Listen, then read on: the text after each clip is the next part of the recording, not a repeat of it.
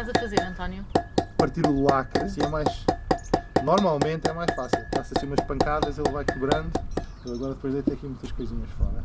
Mas essa ideia do lacre nesse vinho da talha foi porque... Primeiro, eu acho que conta pelas partes estéticas, não é? A componente estética. E depois é também porque este vinho não tem adição de sulfuroso. E estando selado, é mais uma barreira de proteção. Já provaste este vinho, Tiago?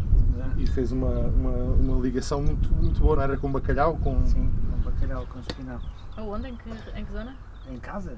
Fizeste em casa? Sim, o que eu faço é, quando nós sabemos que vamos gravar música para uma determinada zona, perguntamos logo a toda a gente quem é que conhece as pessoas das receitas, então fazemos logo uma rede para saber as pessoas que podem fazer as receitas. E não experimentas aplicar, testar, não tens essa... Nunca tenho propriamente muito tempo, mas quando tenho tento fazer, mas não faço sempre, não é uma coisa que faça... Se fizer uma vez por mês.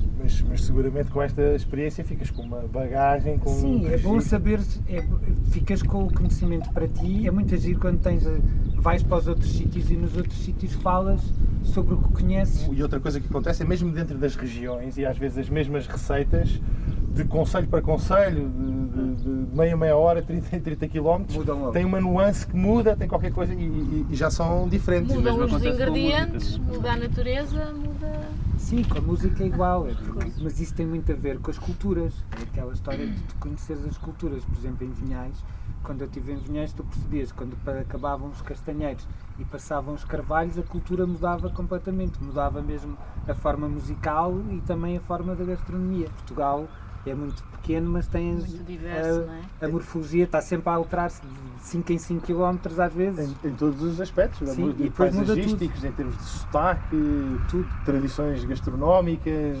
Já alguma vez provaste faceira? Não, faceira não, só focinheira. Sabes o que é faceira? É a face do porco. Muito bem, temos aqui para provarmos hoje. E depois esta manhã fomos também ao mercado aqui de Reguengos, trouxemos uns cardos, que temos aqui para provar, uns espargos bravos também e um queijinho fresco de cabra. E este projeto está a ser intenso, hein? Já estão 22 vídeos partilhados. 22? 22. O que é giro é tu perceberes que as pessoas gostam mesmo de dizer as receitas e ficam assim super orgulhosas de poder fazer isso. Sabes o que é que eu sinto? Que esta gastronomia, estamos aqui todos sentados à mesa, a partilhar esta comida, no fundo, são momentos de facto de convívio tão intensos e tão fortes que ficam na memória, que são muito individuais também, porque fazem parte da família e das tradições familiares, não só regionais, também familiares, não é? E é giro perceber as diferenças até que existem de família para família, da forma como se reúnem e convivem e partilham o seu dia-a-dia à mesa, não é? E essas tradições, esta oportunidade de fazer este registro, que vem ligado ao que já fazias, não é?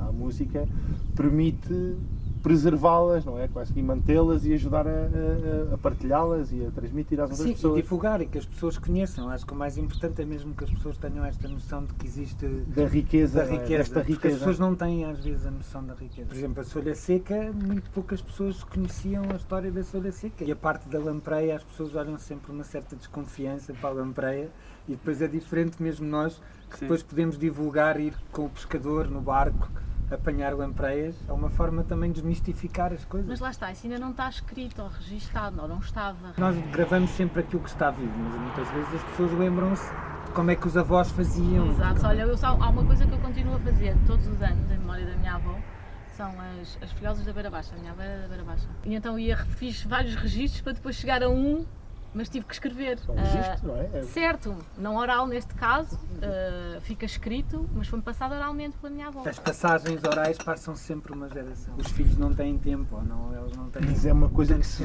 está a perder hoje em dia. Sim, eu acho que há esse risco de esquecimento. Por isso é que acho que isto é bom, esta partilha também. Os chefes que já nos têm acompanhado neste processo fazem um bocadinho isso, não é? Uhum. Ou têm uma história, ou têm um passado, não é? Ou têm uma memória de algo. Com essa paixão que têm, com esse conhecimento que têm, fazem avançar um bocadinho e fazem uma nova... Mas assim é que criam uma nova memória na prática. Não, mas assim é que se evolui. Mas isso é o que nós fazemos todos. Quando eu vou à música, vou tentar gravar da fonte, mas gravo tanto a velhinha que me canta a música, como a seguir vou gravar o grupo que entretanto já fez não sei quantas reinterpretações diferentes dessa mesma música, que já está a fazer a sua posição pessoal. E é o que nós cá fazemos E também isso é dentro, igual, não é? dentro de casa, no esporão, não é? O Pedro vai... As várias vertentes, mas mesmo na enologia Sim. ou nas técnicas de agricultura. Por exemplo, estamos aqui a provar um vinho da talha que utiliza uma técnica milenar, ancestral, não é? Um conhecimento profundo do que é que são essas tradições e esse saber fazer,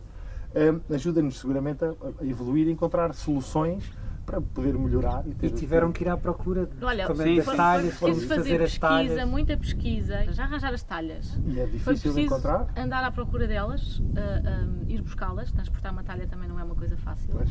E depois tratá-las Imagina, com aquele enorme. processo que estávamos a contar há bocadinho com o pês de louro, que é uma resina, misturado com azeite, mel, e depois tudo aquilo é colocado num pote Isso é dentro. aquecido. Sim, E depois é o que forrado. impermeabiliza que o pote, a talha por dentro. E é o que se utilizava, hoje em dia já existem outras soluções, mas a maneira original, a técnica desenvolvida Era assim. era E tivemos era que essa. fazer isso aqui em várias talhas. Mas e encontrar alguém que soubesse uma receita, que nos mostrasse como é que fazia. Hoje em dia, portanto já passou desde este vinho é de 2014, foi a primeira vez que fizemos, e já houve uma evolução. Depois já se encontrou aqui um ajuste, uma maneira de fazer cá, não exatamente igual, mas que utiliza os mesmos ingredientes. E é engraçado que este tipo de vinho é ligeiramente diferente do que é comum fazer-se hoje em dia no Alentejo. Um vinho talvez mais leve, mais frutado. Por isso é que tu dizias que era bom para o bacalhau, porque... É um vinho mais, é um vinho ótimo, leve. e depois tem frescura e tem acidez. Então é bom para... Para a faceira. Para a faceira.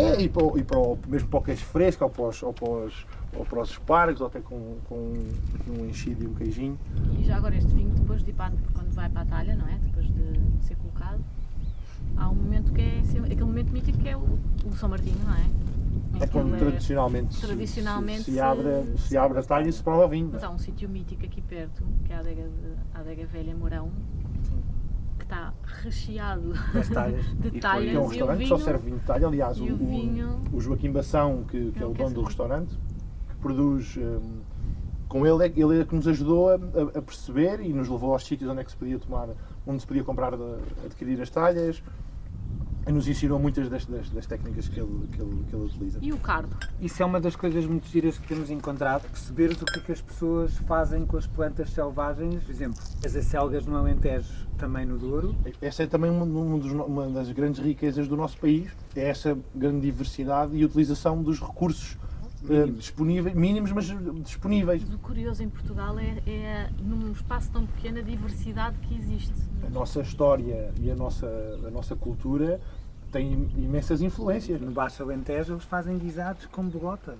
Antes da batata chegar à Europa, que é uma coisa em termos históricos relativamente recente, o que se utilizava, o que eram as guarnições comuns, eram castanha, bolota e nabo. Para mim, gastronomia é isso, é a história e a cultura. E é também... É com muito convívio também, não é? Sim, e também relações entre pessoas e aprendizagem. E quando estás à mesa, normalmente comes e cantas. Exatamente. Por isso é que há a Exatamente. história da música com a comida. A música e o canto é muito associada a expressar sentimentos, não é? E a mesa e o cozinhar e produzir comida, fazer comida para alguém, Também, tem muito não é? isso de transmissão de sentimentos. Portanto, Claro, as duas... tens que estar bem. Não é? O Exatamente. Pedro Mestre dizia aquela frase do que é bom na música é o que se come, o que se bebe e o que se passeia. É E é bem, giro porque incrível. também vamos conhecendo e depois É. também vamos pensando nós da maneira, quando ele pergunta se tu fazes. É isso, se calhar às vezes se eu me puser a fazer, se calhar misturo tudo, não é? E é isso que tu vês, quando as pessoas dão-nos as receitas, quando elas estão a dar-nos aquilo, porque é uma espécie sempre de oferenda, é uma coisa que te estão a dar, estão-te a dar aquele momento, estão-te a dar o tempo, etc. E elas estão sempre felizes em fazer isso, porque é uma coisa de saberem que estão a partilhar algo que a seguir alguém vai continuar. E é por isso que é giro quando nós temos sempre a questão do chefe vai fazer a versão dele, é uma versão de autor, não é? Ele como autor, um pouco como vocês Nós aqui, têm por aqui. exemplo, temos uma coisa muito engraçada que é o campo ampelográfico. É um campo que temos aqui, plantámos 189 castas. As castas, muitas delas são autóctones, mas o que nós queremos é aprender se estas castas estavam aqui e se existiam em Portugal. Vamos lá perceber como é que elas nascem, como é que elas evoluem e o que é que se ajudar pode fazer com essas castas. E no fundo fazer evoluir, aprender aprender com esse conhecimento que está plantado aqui na prática e depois perceber como é que podemos evoluir com aquilo que é de facto nosso, que é a nossa identidade, que é este património natural e pode ser transformado em património imaterial numa garrafa de vinho. Uma das receitas que teve mais sucesso foi a sopa de beldroegas. As pessoas de facto identificam-se com a sopa de beldroegas. E Acho incrível aquilo ser feito com uma planta que cresce em todo o lado e depois leva queijo. E alho, e depois o sabor é muito parecido com o espinafre, tem assim um sabor terroso ao ferro e é altamente nutritivo, é uma planta fabulosa. Mas a resposta das pessoas à sopa de beldroegas foi assim incrível, toda a gente andava a fazer partilha de lembras-te da sopa de beldroegas? Há coisas que estão mesmo na memória. Porque a cozinha tem uma coisa incrível, que é a memória afetiva. Essa memória sensorial é que tem mais impacto. Os cheiros e os sabores. E tem um impacto em nós, nas pessoas, que é uma coisa mesmo profundo e forte. E tu percebes que os vídeos não têm nem cheiros, nem têm sabores, são vídeos, mas mesmo assim a forma como as pessoas explicaram, como aquelas duas senhoras explicaram a sopa de beldroegas, conseguiu suscitar em quem via, no espectador, a memória da sopa de beldroegas. Eu acho que as pessoas não têm bem essa noção quando falamos de património, não é? Temos falado de lugares, de monumentos e de toda essa parte. Mas há esse património das memórias, não é? E dos sabores. E dos produtos, porque eu acho que muitas pessoas ignoram a quantidade de produtos. Conseguirmos com isto que estes produtos específicos e que ganhem outro valor e outro reconhecimento, gera uma dinâmica local que seguramente vai ajudar a preservá-los e a mantê-los. Local e trazer, não é? E depois tirá-los dos sítios e mandá-los para outros sítios. Porque acho que é isso que é importante, é igual, é como na música, não é? Tu não podes ficar sempre fechado no mesmo nicho, tens que ir para os outros públicos. Aprender, provar, receber o que são as tradições, as memórias e com isso tentar estar à mesa. Muito. E regressar à mesa com frequência. Nós estamos nos bastidores das filmagens, mas para mim pessoalmente aquilo é muito mais do que trabalho, não é? É sempre uma aventura porque eu acho que nem sempre tu sabes o que é que estás à espera, mas a coisa corre bem. Porque nós nunca sabemos o que é que vai acontecer, o que é que aquela pessoa te vai dar. Ela diz-te que te vai dar um bocadinho, mas a seguir ela dá-te muito mais. As coisas não estão programadas, acontecem porque as pessoas estão todas focadas naquele ponto. É também muito porque tem muito a ver natural. com estar e com a forma como estás, como te dedicas à causa, porque depois as pessoas veem que nós fazemos isto porque queremos mesmo fazer. Eu acho que devemos fazer um brinde a isso. Muitos brindes.